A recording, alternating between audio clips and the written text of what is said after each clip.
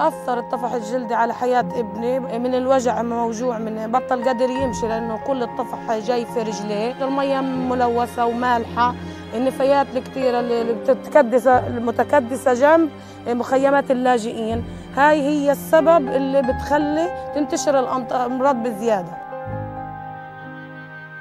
بدأت ألاحظ ظهور الطفح الجلدي على ابني، كان الولد عنده حرارة، يضل يحك في جسمه، ما يقدرش ينام، المي نفسها مش نظيفة، ما فيش مواد تنظيف إنه زي الشامبو زي الصابون الخاصة إله. فيش مي نظيفة أتحمم فيها وبظل نحك، بقدرش أنام في الليل، والولاد برضوش يلعبوا معي وبخافوا من الحب اللي فيا. أنا اسمي وحيد، عمري 7 سنين، بحق من الوجع اللي برجلي حاب.